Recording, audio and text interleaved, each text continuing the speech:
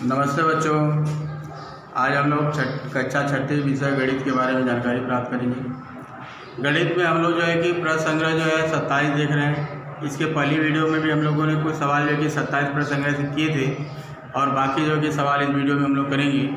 मुझे लगता है कि सभी लोगों को समीकरण के बारे में जानकारी है। समीकरण का मतलब मैंने आपको बताया था कि एक तुल्य मतलब दायां पक्ष और बायां पक्ष दोनों जो है कि जब बराबर होते हैं तब वो क्या होता है, समीकरण कहलाता है। तो हम लोग आगे के सवाल जो है कि इसमें जो है कि करेंगे। तो आपका जो है यहाँ पर देखिए कि नीचे कुछ समीकरण और चरों के मान दिए गए हैं। दिए गए मानों में से समीकरण संतुलित होता है या नहीं निर्धारित करो। आपको यहाँ पर दिख रहा है डब्बे में आपको समीकरण दिया हुआ है और यहाँ पर चर का मान दिया हुआ है।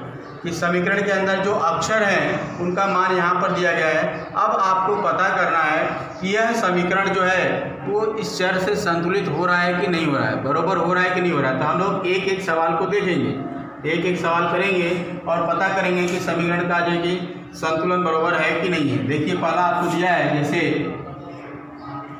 y-3 बराबर 11। अब इसमें जो है कि आपको y का मान दिया है कि y का मान कितना दिया है, 3 दिया है। तो अब क्या करोगे मेरे प्यारे बच्चों, जो आपको चर का मान यहाँ पर दिया हुआ है, चर मतलब क्या, अक्षर, अक्षर का मान यहाँ पर दिया है। तो इस मान को इस समीकरण में आप रखोगे। तो आप यहाँ पर लिखेंगे कि y बराबर 3 रखने पर,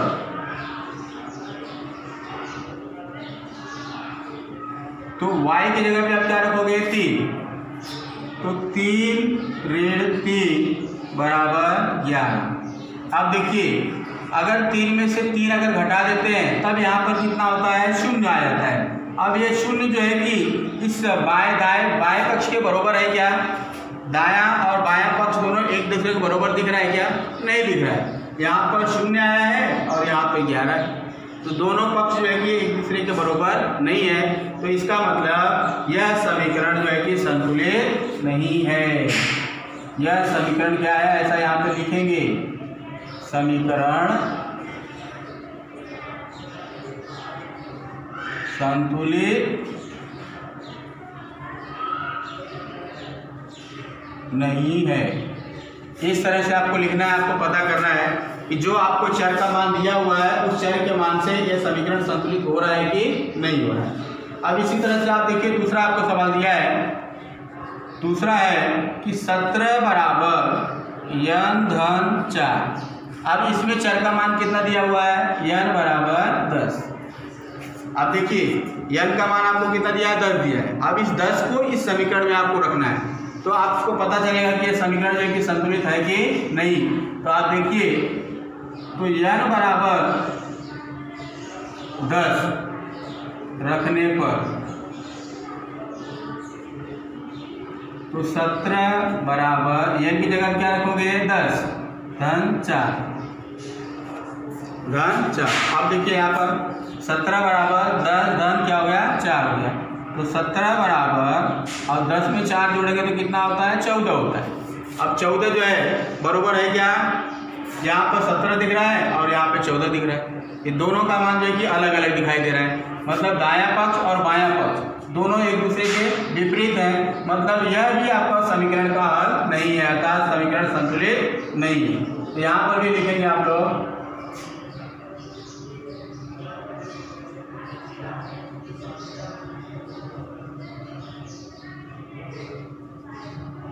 समीकरण संतुलित नहीं है। अब ऐसे ही देखिए आप लोग तीसरा सवाल देखिए। तीसरा सवाल आपको दिया है कि 30 बराबर 5x। अब इसमें जो है कि चर का मान आपको कितना दिया है, x बराबर 6 दिया है।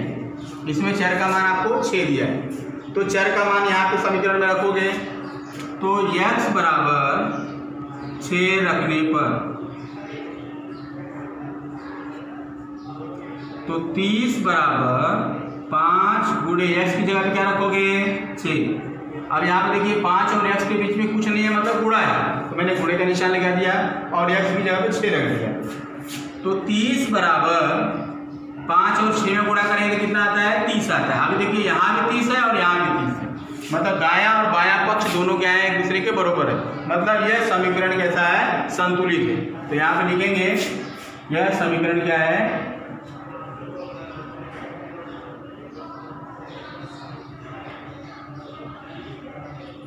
संतुलित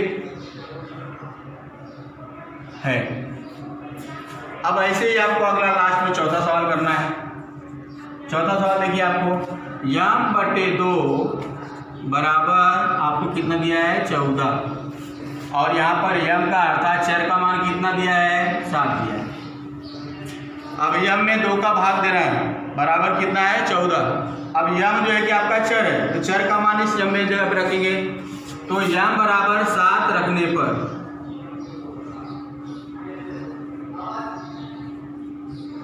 तो m की जगह क्या रखोगे? 7/2 बराबर 14।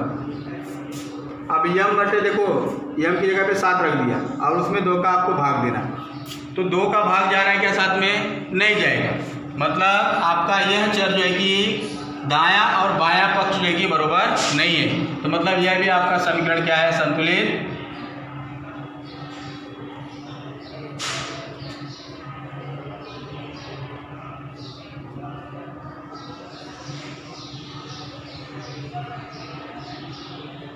समीकरण संतुलित नहीं है।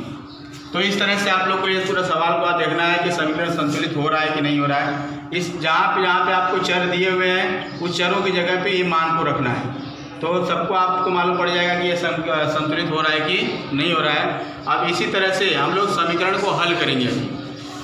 इसके पहले भी हम लोगों ने समीकरण हल किया था, अब इसमें भी आपको दिया है प्रश्न 4, निम्नलिखित समीकरण हल करो। अभी आपको जो समीकरण दिया हुआ है इसको आपको हल करना है। जैसे आपको पहला सवाल दिया है कि y-5 बराबर 1। अब देखिए y में से 5 घटेगा क्या? नहीं घटेगा, तो जब ये घटेगा नहीं तो -5 को हम क्या करेंगे? बराबर के उधर ले जाएंगे। जब यहाँ से जब उधर जाएगा तो इसके आगे का चिन्ह क्या होगा? बदल जाएगा।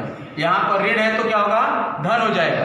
अगर धन होता तो क्या होता है? ऋण होता है, मतलब उसका उल्टा चिन्ह हो जाएगा। समीकरण में मेरे प्यारे बच्चों एक बात ध्यान देना कि कोई भी संख्या के आगे का अगर चिन्ह दाएं से बाएं जा रहा है या बाएं से दाएं आ रहा है तो उसके आगे का जो चिन्ह है वो बदल जाएगा। अगर धन है तो ऋण हो जाएगा, ऋण है तो धन हो जाएगा, गुणा है तो भाग हो जाएगा, भाग है तो गुणा हो जाएगा। मतलब ठीक वैसे यहाँ पर आपको देखिए यहाँ पर ऋण दिया है, ऋण 5 है, तो यह ऋण क्या होगा? यहाँ पर जाएगा तो धन हो जाएगा, मतलब धन 5 हो जाएगा। तो आप ऐसा लिखोगे कि दोनों पक्षों में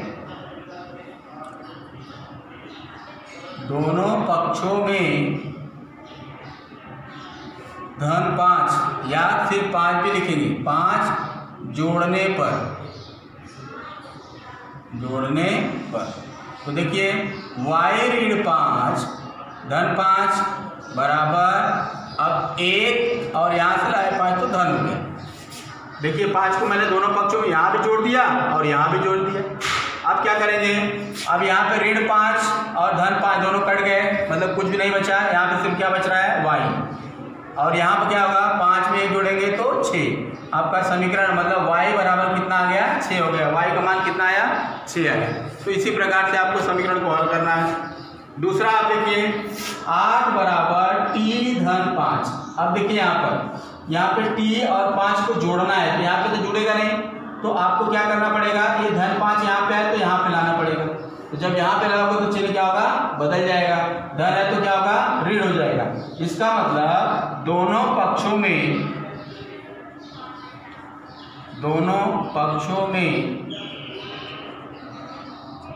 5 घटाने पर, क्योंकि उस तरफ आएगा तो घट जाएगा, तो 8 ऋण 5 बराबर, अब यहाँ पर देखिए t धन 5 ऋण 5। अब यहाँ पर ठीक वैसा ही धन 5 और ऋण 5 दोनों कट गए और यहाँ पे क्या बचा? केवल t बचा। अब यहाँ पे 8 में से 5 गया तो कितना आता है? 3 आता है। मतलब आपका t बराबर मान कितना आ गया? 3 आ गया। तो इस तरह से आपको हल करना है। ऐसे आपको तीसरा सवाल है। तीसरा देखिए 4x बराबर 52। 4 और x के बीच में गुणे का निशान है, मतलब कोई चिन्ह नहीं है इसके बीच में, मतलब गुणा है। तो जब यहाँ गुणा है तो बराबर के इधर जाएगा तो क्या होगा? भाग इसका मतलब दोनों पक्षों में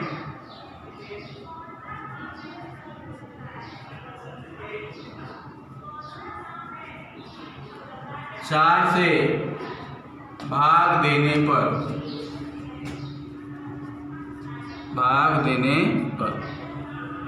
तो 4x भागे कितना आएगा 4 बराबर 52 भागे 4।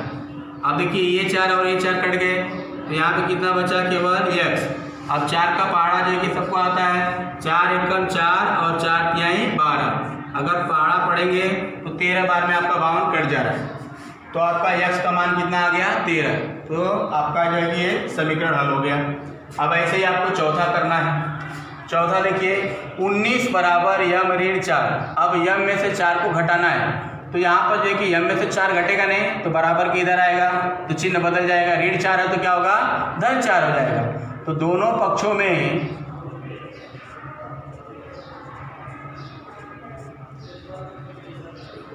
चार जोड़ने पर तो 19 धन 4 बराबर यम ऋण 4 धन 4। 4 को मैंने दोनों पक्षों में क्या किया जोड़ दिया तो यहाँ भी आ गया आपका धन और 4 हो गया और यहाँ भी हो गया धन 4। अब देखिए सॉरी 4 ऋण 4 और धन 4 दोनों कट गए तो यहाँ पर क्या बच रहा है केवल यम बच रहा है। अब 19 में और 4 जोड़ते तो कितना होता है 23। तो आपका समीकरण मतलब यम का हल कितना आ गया 23 आ गया। अब ठीक वैसे ही आपको जो है कि इसको भी आपको हल करना है। अब p में देखो 4 का भाग है। अब 4 का भाग तो p में जाएगा नहीं तो आप क्या करोगे यहाँ पे 4 भाग में है तो बराबर के इधर क्या होगा गुणा हो जाएगा और जब गुणा होगा तो इसका मतलब क्या लिखेंगे कि दोनों पक्षों में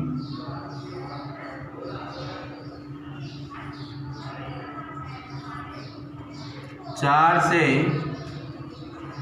गुणा करने पर तो क्या हो जाएगा p बटे 4 गुणे 4 बराबर 9 गुणे 4। अब देखिए भाग 4 और गुणा 4 जो कट गए यहाँ पर केवल कितना बचेगा बेटा p बचेगा। अब 9 में 4 का पहाड़ा पढ़ो 9 चौक कितना होता है 36। तो आपका p का मान कितना आ गया 36 आ गया। तो इस प्रकार जो है कि हम लोग समीकरण को हल करते हैं। एक लास्ट आपको इसमें बचा हुआ है कि x धन 10 बराबर 5। अब x में 10 को जोड़ना है तो यहाँ पे जुड़ेगा क्या नहीं जुड़ेगा तो इसको क्या करेंगे उस तरफ ले जाएंगे तो भाग हो जाएगा अरे सॉरी घटाना हो जाएगा। तो 10 धन यहाँ पे जब आप करोगे तो यहाँ पे आपका घटाना होगा तो सबसे पहले यहाँ पे आप लिखोगे कि दोनों पक्षों में 10 घटाने पर। अब देखिए x धन 10 ऋण 10 बराबर 5 ऋण 10। यहाँ पे मैंने घटा दिया और यहाँ भी 10 को घटा दिया। अब यहाँ पर देखेंगे तो धन 10 और ऋण 10 कट गए यहाँ पे केवल कितना बचा x।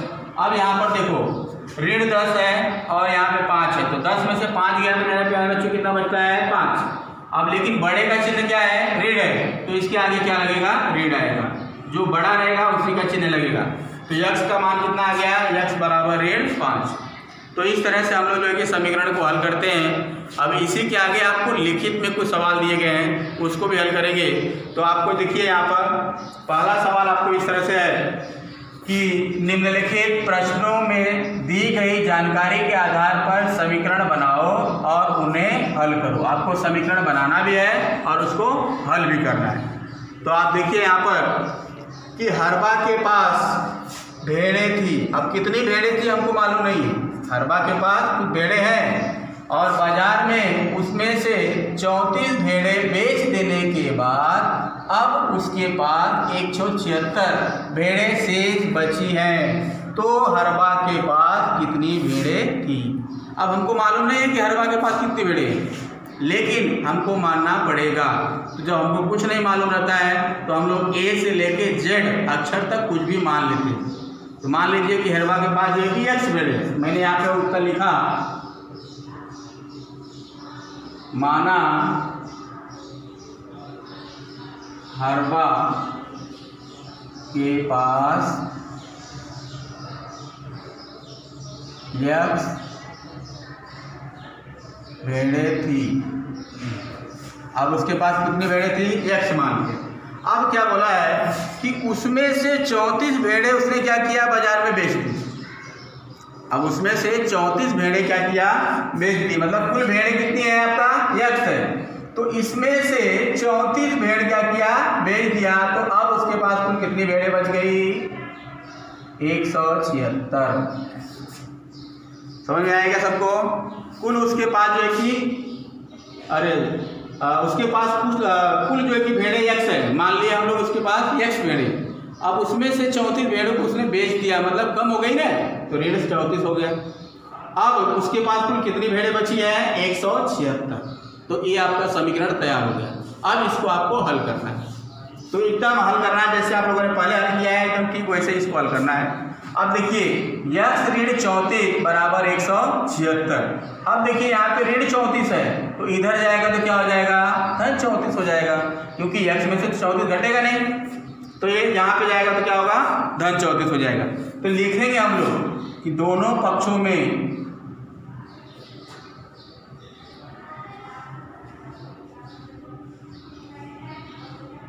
चौंतीस जोड़ने पर,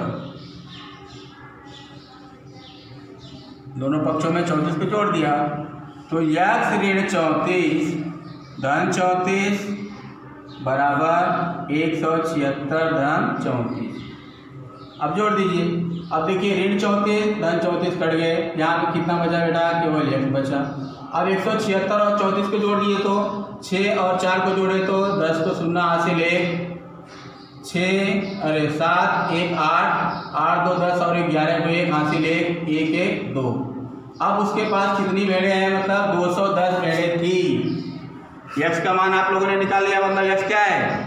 210 भेड़ें। मतलब उसके पास कुल कितनी भेड़ें थी? 210 भेड़ें थी। तो यहाँ पे आप उत्तर लिखेंगे लास्ट में,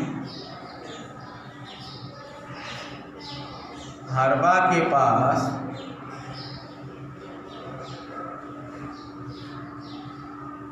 कुल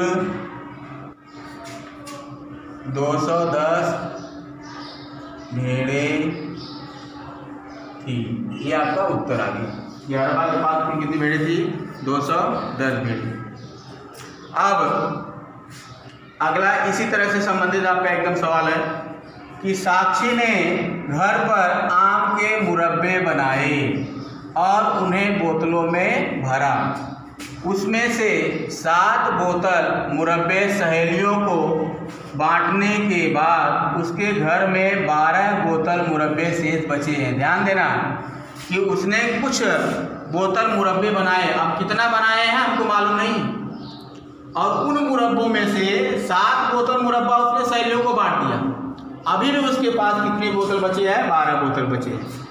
तो उसने कुल कितने बोतल मुरब्बे बनाए थे? यदि एक बोतल मुरब्बे का वजन 250 ग्राम हो तो उसने कुल कितने वजन के मुरब्बे बनाए थे? अब सबसे पहले आप क्या करो, इसके अंदर 2 सवाल है। पहला सवाल में आपको पूछा है कि उसने कुल कितने बोतल मुरब्बे बनाए थे, उसके पास कुल कितने बोतल के मुरब्बे थे। तो हमको मालूम नहीं है कि उसके पास कुल कितने, तो माना उसके पास जो है कि कितने मुरब्बे थे? x y z कुछ भी मान लो, तो मैंने मान लिया y। माना ऐसा उत्तर लिखेंगे कि माना साक्षी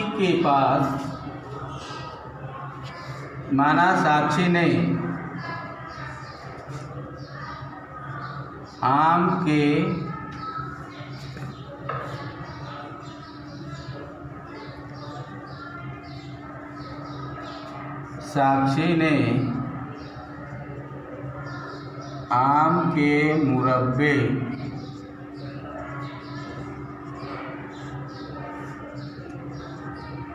की कुल y बोतलें, माना उसके पास कुल जो है कि माना साक्षी ने आम के मुरब्बे की कुल y बोतलें थी।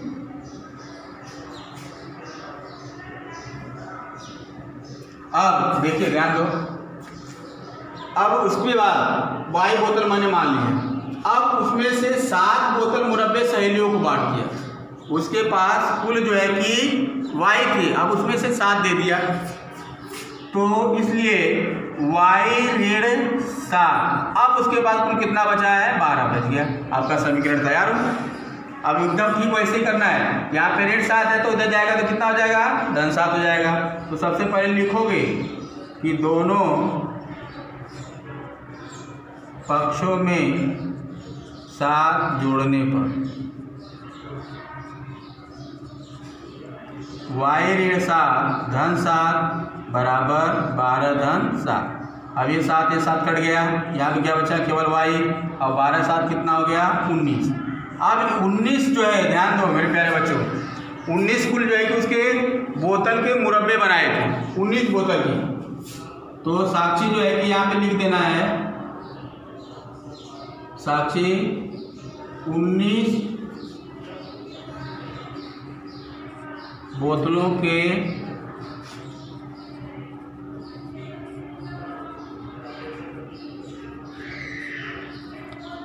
अब इसी में एक दूसरा सवाल है कि 19 बोतल तो उसको मिल गया कि कुल उसने 19 बोतल बनाए थे। अब उसने क्या बोला है कि एक boतल के मुरब्बे का वजन जो है कि 250 ग्राम है, तो कुल कितने वजन के मुरब्बे बनाए थे।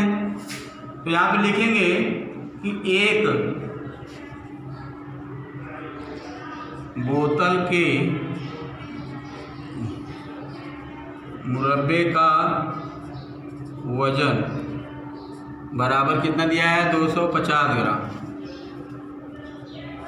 अब उसके पास कुल कितने हैं, 19 है, तो 19 बोतल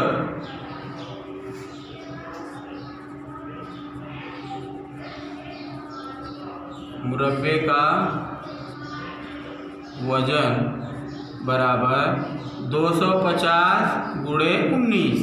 अब गुणा कर दो 19 का, तो 19 शून्य 0 और 19 बचे 95 को 5 हासिल 9 और 19 दूनी 38, 38 और 9 कितना हो गया, 47। 38 9 कितना होता है, 47। अब देखिए कुल उसका कितना आ गया, देखो 4750 ग्राम, 4750 ग्राम। मतलब 19 बोतलों के मुरब्बे का वजन कितना आ गया, 4750 ग्राम। यही आप लोग उत्तर लिखेंगे लास्ट में कि 19 बोतलों के मुरब्बे का वजन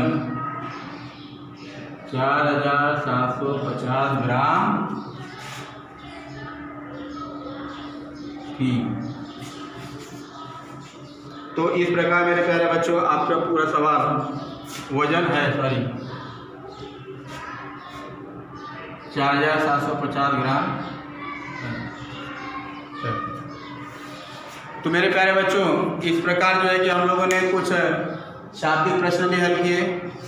तो आपको जो है कि ये वीडियो को बार बार देखिए, जो सवाल आपको यहाँ पे दिए गए हैं, और इन्हीं सवालों को बार बार प्रैक्टिस करो तो भी आपको ध्यान में रहेंगे। और इन्हीं के साथ मैं अपनी वाणी को विराम करता हूँ। अगले वीडियो मिलेंगे, तब तक के लिए धन्यवाद।